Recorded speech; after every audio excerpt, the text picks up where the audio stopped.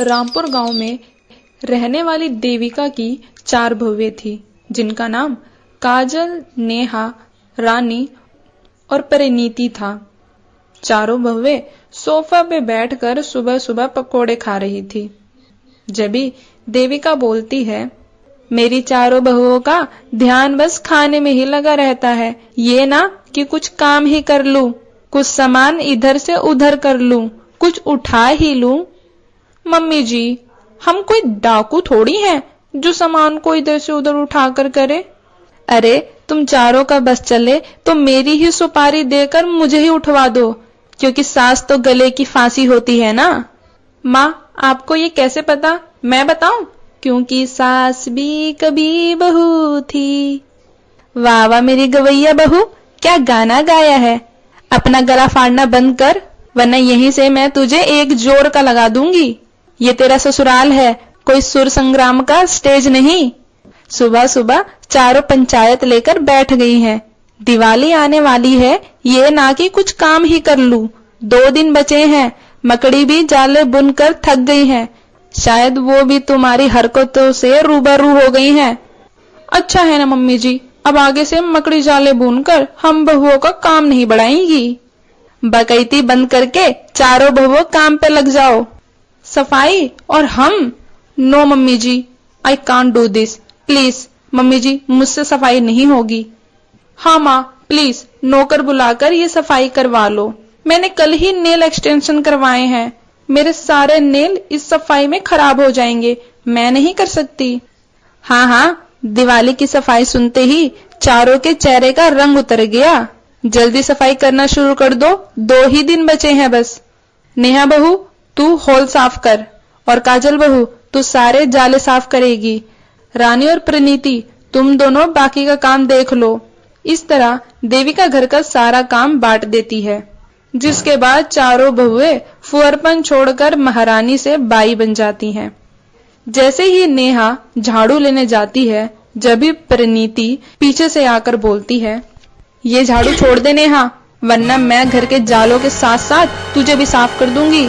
वही तो जिठानी जी, आपको झाड़ू की क्या जरूरत है, आप तो अपनी जुबान से ही पूरे घर को साफ कर देंगी। जब भी परिणीति नेहा को झाड़ू से मारने लगती है। शोर सुनकर देविका वहां आती है। अरे किस बात पे झगड़ रही हो दोनों? मैंने तुम दोनों को सफाई करने की जिम्मेवारी दी थी, तुम दोनों घर की सफाई छोड़ के एक दूसरों को साफ करने में लग गई हो। अरे आखिर दोनों लड़ क्यों रही हो, बोलोगी अब? हाय, क्या मारा है इसने मुझे। परिणीति से पंगा लेने का यही नतीजा होता है। देविका हॉल के बीच बैठकर बहुओं से सफाई करवाने लगती है। अरे ये सासू माँ तो बीच में ही बैठ गई हैं। अरे रानी बहू, फुहरपन छोड़कर ठीक से सफाई कर ले, नहीं तो मैं तेरी सफाई जरूर कर दूंगी।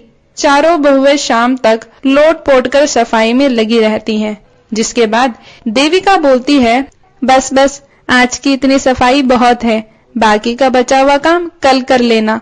जितनी सफाई नहीं की उतना तो अपने चेहरे पे धूल मिट्टी लगा ली है। चलो जाओ, जाकर हाथ मुंह धोकर खाना खा लो, खाना मैंने बना दिया है। चारों बहुएं खाना खाने बैठ जाती हैं। अरे ऐसा भी कौन सा पहाड़ तोड़ दिया जो तुम लाशों की तरह यहाँ फैल गई हो। जाओ, जाकर अपने अपने कमरे में सो, यहाँ पर टेबल तोड़ने की जरूरत नहीं है। अगले दिन देविका बोलती है, चलो बहुओं, फिर से काम पे लग जाओ। अगर तुमने अच्छे से साफ सफाई कर ली तो इस दिवाली पर मैं तुम सबको बनारसी साड़ी दूंगी। ये बात सुनकर चारों बहुएं खुश हो जाती हैं और काम में फिर से लग जाती हैं। सारी बहुएं तो सफाई कर रही हैं, एक बार काजल बहू को देख लेती हूँ, आखिर वो क्या कर रही है। देविका काजल के पास जाती है। काजल मंदिर की सफाई कर रही होती है। अरे मेरी मन बुद्धि बहू, तेरे ऊपर का खोपड़ा खाली है क्या? ये क्या कर रही है? अरे मम्मी जी, मैं दिवाली की सफाई में लगी हूँ। अरे मेरी बेअकल बहू, मैंने तुझे दिवाली की सफाई करने के लिए बोली थी, मेरे गणेश लक्ष्मी जी की संगमरमर की मूर्ति को चितकबरा करने के लिए नहीं बोला था। तुम बहुओं की दिवाली की सफाई कहीं मेरा दिवाला न निकाल दे। अब जब तक दिवाली की सफाई नहीं हो जाती, मुझे तुम चारों पे पूरी पूरी नजर रखनी पड़ेगी। आखिर में दिवाली के एक दिन पहले देर रात में सफाई खत्म हो जाती है। देखिए मम्मी जी, हमने सफाई पूरी कर दी। शुक्र है, इस बार तुमने कुछ ज्यादा नुकसान नहीं किया और सफाई भी अच्छी की है। इस तरह दिवाली की सफाई पूरी हो जाती है।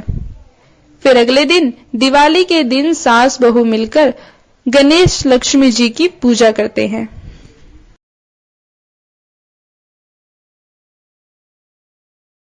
अरे अब क्या सारा दिन मेरे सर पर ही झाड़ू लगाती रहेगी? एक तो इतनी गर्मी है, ऊपर से तूने पंखा भी बंद कर दिया। माँ जी बस हो गया, ये कूड़ा उठा लेती हूँ, वरना पंखे की हवा में ये सारे उड़ जाएंगे। हाँ हाँ, मुझे मत सिखा, जल्दी कूड़ा हटा यहाँ से और पंखा चालू कर। हाय रे गर्मी, एक तो इतनी गर्मी है और ऊपर से ये बुढ़ापा, साथ में ही मेरे घुटने में इतना दर्द रह रहा है। बस माँ जी, झाड़ू लगा दिया मैंने, लाइए मैं आपके पैर दबा देती हूँ। हाँ हाँ ठीक है, लेकिन ये पैर दबाने का बहाना बनाकर खाना बनाने में देरी मत करियो। खाना बिल्कुल टाइम पर ही तैयार होना चाहिए। जी माँ जी। निधि को अपनी सास रेखा से हमेशा ताने सुनने पड़ते थे। निधि की शादी मोहन से हुई थी, जो कि रेखा का बड़ा बेटा था। रेखा के 2 बच्चे थे, एक मोहन और दूसरी पूजा, जिसकी शादी बहुत समय पहले ही हो गई थी। रेखा पूजा से बहुत प्रेम करती थी, लेकिन निधि से उसकी नहीं बनती थी। वह हमेशा निधि को जल्लीकटी सुनाती रहती थी। ऐसा इसलिए भी था क्योंकि निधि ज्यादा अमीर घर से नहीं थी। निधि कितना भी अच्छे से काम कर ले, लेकिन रेखा उसमें कमी निकाल ही देती थी। एक दिन रेखा घर से निकल जाती है, जब उसे रास्ते में उसकी सहेली मिलती है। अरे रेखा, बहुत दिनों बाद मिलना हुआ। अरे हाँ, अब इस बुढ़ापे में मैं कहाँ जाऊं। अच्छा ये बता कैसी है? ठीक ही हूँ, बस इस घुटने के दर्द से परेशान रहती हूँ। और बता, निधि कैसी है? उसका क्या हाल चाल है? अरे कैसी होगी, उसने तो मेरा जीना हराम करके रखा है। बस काम से जी ही चुराती रहती है। इसके माँ बाप ने तो कुछ सिखाया ही नहीं है। अरे लेकिन तेरे घर में तो बहुत व्यवस्था रहती है और पूरे मोहल्ले में तुम्हारे घर की ही चर्चा होती रहती है। अरे वो मैं ना रहूं तो पता नहीं मेरे मोहन का क्या होगा, मेरा घर तो बर्बाद हो जाएगा। अरे रेखा, तू फालतू में ही परेशान होती रहती है। निधि एक अच्छी पत्नी और एक अच्छी बहू है, सारे गुण उसमें दिखाई देते हैं। अरे तू क्या जाने, तुझे क्या पता है मेरे घर के बारे में? अरे क्या हुआ, कुछ किया है क्या रेखा ने? अरे वो एक नंबर की लालची औरत है। मुझे तो लगता है उसका ध्यान मेरे घर और मेरे पैसे पे ही है। मैंने तो सोच लिया है भाई कि मैं तो अपने गहने और अपने पैसे सब पूजा को ही दूंगी। निधि रेखा की कितनी भी सेवा कर ले, लेकिन रेखा के मन में भरे करवाहट को खत्म करना बहुत ही मुश्किल था। फिर एक सुबह, माँ देखो मैं आ गई। अरे मेरी प्यारी बेटी, आ गई तू? कितनी कमजोर लग रही है, कुछ खाती पीती नहीं थी क्या? माँ, अब ससुराल में मायके जैसा कहाँ कुछ मिलता है।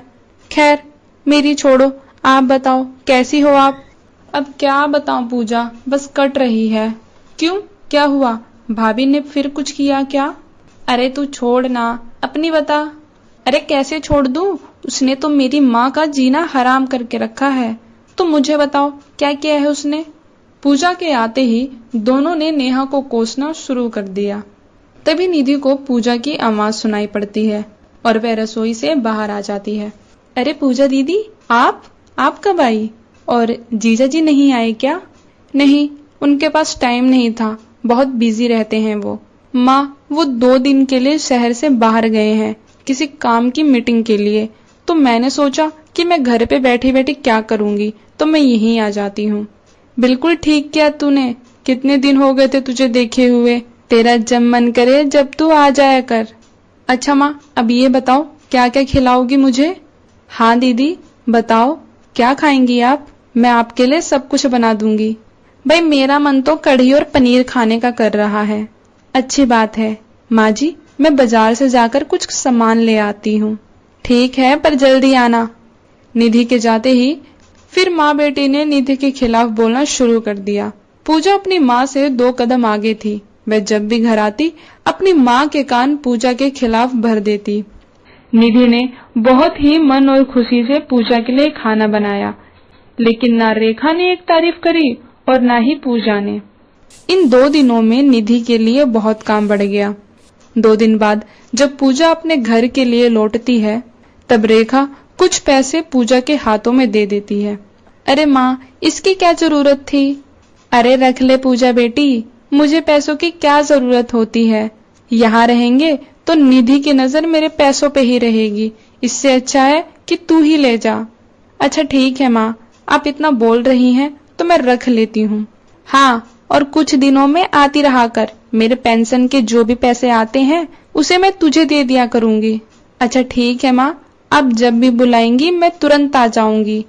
निधि सारी बातें सुन लेती है और उसकी आंखों में आंसू आ जाते हैं।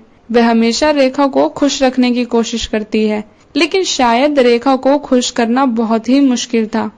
ऐसे ही कुछ दिन और बीत जाते हैं और एक दिन रेखा सीढ़ियों से उतर रही होती है। अचानक से उसका पैर फिसल जाता है और वह नीचे जमीन पे गिर जाती है। उसके सर से बहुत ज्यादा खून निकलने लग जाता है। रेखा की ऐसी हालत देखकर निधि जल्दी जल्दी दौड़कर उसके पास आती है। वह मोहन को फोन करती है, लेकिन उसका फोन बंद बताता है। अरे तूने मोहन को फोन नहीं किया? वो मुझे अस्पताल ले जाता। किया था माँ जी, लेकिन उनका फोन बंद बता रहा था। तो पूजा को कर लेती। ठीक है माँ जी, मैं अभी करती हूँ। हाँ भाभी बोलो, क्या हुआ?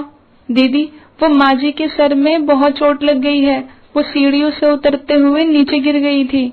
आप हो सके तो शहर के अस्पताल में पहुँच जाइए, मैं वहीं लेके माँ जी को पहुँच रही हूँ। हेलो हेलो, अरे भाभी कुछ सुनाई नहीं दे रहा, क्या बोल रही हैं आप? रेखा और पूजा को समझ आ जाता है कि पूजा ना सुनने का बहाना कर रही है। फिर निधि एक कपड़े से रेखा के सर को बांध देती है, जिससे कि खून रुक जाता है और एक गाड़ी करके उसे अस्पताल लेकर निकल जाती है। निधि अस्पताल लेकर रेखा को पहुंच जाती है। वहां डॉक्टर बताते हैं कि रेखा की सर्जरी करनी पड़ेगी, जिसके लिए 2 लाख की जरूरत पड़ेगी। निधि जी, आपने बहुत अच्छा किया इन्हें सही समय पर लाकर, और सही समय पर सर्जरी होने से इनकी जान बच गई। डॉक्टर साहब, मेरा बेटा आएगा तो मैं आपके सारे पैसे चुका दूंगी, लेकिन हॉस्पिटल का बिल क्लियर हो चुका है। आप ज्यादा स्ट्रेस मत ले और आराम करें। आपकी बहू बहुत ही समझदार है, मुझे यकीन है कि आप जल्दी ही ठीक हो जाएंगी। रेखा को समझ नहीं आ रहा था कि निधि के पास इतने सारे पैसे कहां से आए। जब उसकी नजर निधि पर जाती है तो वह देखती है कि निधि के गले में मंगलसूत्र और हाथों में उसके पापा के दिए हुए सोने के कंगन नहीं है, और उसे समझ में आ जाता है कि अब उसे आगे क्या करना है। हेलो दोस्तों, ऐसे ही मजेदार वीडियो के लिए मेरे चैनल को सब्सक्राइब करें और वीडियो अच्छी लगे तो वीडियो को लाइक करें।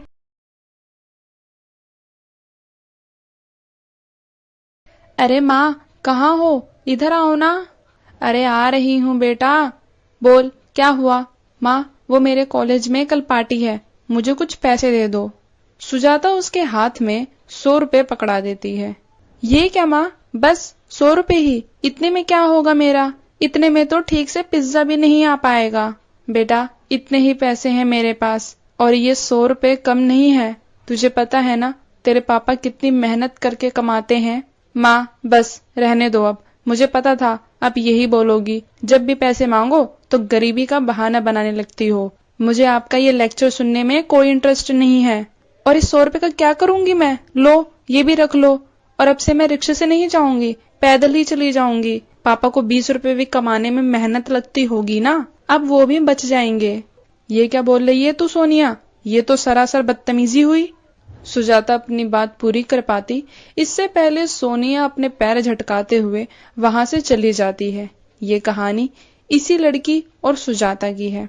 सुजाता की शादी दीनदयाल से हुई थी, जो कि नौकर था। इनकी एक ही संतान थी, सोनिया। सुजाता और दीनदयाल की तो बहुत ही बनती थी, लेकिन सोनिया के मिजाज कुछ अलग ही थे। अपनी माँ से नाराज होकर वह कॉलेज के लिए निकल जाती है। रास्ते में उसके पास एक गाड़ी आकर रुक जाती है। ओ हेलो सोनिया, कैसी हो? ओह सॉरी, मैंने आपको पहचाना नहीं। अरे मैं तुम्हारा सीनियर सचिन, तुमने पहचाना नहीं? हम उस दिन कैंटीन में मिले थे। ओह, अब याद आया। हाय, मैं अच्छी हूँ। What about you? I am too good. तुम कॉलेज ही जा रही हो ना? हाँ, मैं भी कॉलेज ही जा रहा हूँ। I will drop you. It's okay, I manage. अरे चलो, मैं तुम्हें छोड़ दूंगा, मेरे साथ कोई दिक्कत नहीं होगी तुम्हें। बहुत देर से धूप में चल रही सोनिया मना नहीं कर पाई और सचिन के साथ कार में बैठ जाती है। वाओ, तुम्हारी कार तो बहुत ही अच्छी है, इसमें कितने सारे फीचर हैं। हाँ, अभी कुछ दिन पहले ही मैंने ली है। सोनिया बड़ी कार में बैठकर सोचने लगती है कि बस ऐसे ही एक अमीर लड़के के साथ मेरी शादी हो जाए तो रोज रोज की गरीबी नहीं देखनी पड़ेगी। सोनिया सोच ही रही होती है कि इतने में कॉलेज आ जाता है। बस आप मुझे यहीं छोड़ दीजिए, मैं अंदर चली जाऊंगी। अरे साथ में चलते हैं ना। सचिन कार लेकर पार्किंग में लगा देता है। जब सोनिया और सचिन एक साथ कार से उतरते हैं तो वहां खड़े लड़के बोलते हैं, सचिन के मजे हैं भाई। हाँ भाई, ये तो रोज ही नई कार से नई लड़कियां उतारता रहता है। हाँ देखो, अब इसे भी कुछ दिन घुमाएगा फिराएगा और फिर छोड़ देगा। सही बोल रहा है भाई तू, पर ये लड़कियां भी कम नहीं है, सचिन के पैसे देखकर उस पर मरने लगती हैं। ये जो लड़के सचिन के बारे में बात कर रहे थे, ये सचिन के क्लासमेट ही थे और सचिन को अच्छे तरीके से जानते थे। लेकिन सोनिया तो सचिन के पैसे और स्मार्टपन की दीवानी हो गई थी। सचिन एक नंबर का मक्कार और अय्याश लड़का था। वह बस अपने पिता के पैसे पे मौज कर रहा था। फिर रोज रोज सोनिया सचिन के साथ उसके गाड़ी में कॉलेज आने लगी। सोनिया को लग रहा था कि सचिन से शादी करके वह बहुत ही खुश रहेगी, लेकिन सचिन के तो कुछ अलग ही इरादे थे। एक दिन सचिन और सोनिया एक साथ होते हैं और सोनिया के पिता दोनों को साथ में देख लेते हैं। जब सोनिया घर आती है तो, तुम किस लड़के के साथ थी? पापा, वो मेरे कॉलेज में पढ़ता है, मेरा सीनियर है। तुझे अब उसके साथ जाने की कोई जरूरत नहीं है। पर क्यों पापा, वह बहुत अच्छा लड़का है। बेटा, वो सही लड़का नहीं है, उसका तो काम ही है हर रोज नई लड़की के साथ घूमना। वो एक नंबर का अय्याश लड़का है, अब से तू उसके साथ नहीं जाएगी। बस पापा, मैं सचिन के खिलाफ एक और वर्ड नहीं सुनूंगी। वह बहुत ही अच्छा लड़का है और मुझे उससे प्यार है। तुझे समझ नहीं आ रहा क्या बोल रहा हूँ मैं? पापा, मैंने बोल दिया ना कि मैं सचिन से प्यार करती हूँ। मैं थक गई हूँ इस गरीबी से, हर चीज के लिए तरसना पड़ता है। जब भी पैसे मांगो तो गरीबी का बहाना बनाने लगते हो। ये रोज रोज का गरीबी का नाटक देख के ना मैं परेशान हो गई हूँ। ये कैसी बात कर रही है तू अपने पापा से? आप तो बस रहने ही दो मम्मी, आपने तो एक गरीब आदमी से शादी कर ली। आपके तो पिता भी गरीब हैं और पति भी गरीब, लेकिन मेरे पिता गरीब है तो क्या हुआ, मेरा पति अमीर होगा। सोनिया की ऐसी बात सुनकर दीनदयाल को गुस्सा आ जाता है और वह सोनिया को एक जोर का थप्पड़ जड़ देता है। उसका हाथ पकड़कर उसे कुछ दूरी लेकर जाता है। कहाँ लेके जा रहे हो पापा मुझे? छोड़ो मेरा हाथ, मुझे जाने दो प्लीज पापा। दीनदयाल उसे कोई जवाब नहीं देता और एक बड़े से आलीशान कोठी के पास लाके रुक जाता है। ये कहाँ लेकर आ गए पापा मुझे? यहाँ कौन रहता है? सामने से एक बूढ़ा आदमी आते हैं। आपने सही कहा था पिताजी, मैं हार गया, मेरी गरीबी ने आज मुझे हरा ही दिया। ये कौन है और आप इन्हें पिताजी क्यों बोल रहे हैं? मैं बताता हूँ, मैं तुम्हारी माँ सुजाता का पिता हूँ। सुजाता मेरी एक इकलौती बेटी है। सुजाता के पिता उसे पूरी बात बताते हैं कि कैसे सुजाता को अपने ही नौकर से प्यार हो गया, यानी दीनदयाल से, और राम किशोर के मना करने पर सुजाता ने दीनदयाल से एक मंदिर में शादी कर ली। पर किशोरलाल को लगता था कि कुछ ही दिनों में सुजाता गरीबी से थक करके घर वापस लौट आएगी, पर ऐसा नहीं हुआ। सुजाता दीनदयाल के साथ बहुत ही खुश रहने लगी। सारी बातें सुनकर सोनिया की आंखों में आंसू आ जाते हैं और वह समझ जाती है कि सुखी रहने के लिए पैसे की नहीं प्रेम की जरूरत पड़ती है। हेलो दोस्तों, ऐसे ही मजेदार वीडियो के लिए मेरे चैनल को सब्सक्राइब करें और वीडियो अच्छी लगे तो वीडियो को लाइक करें।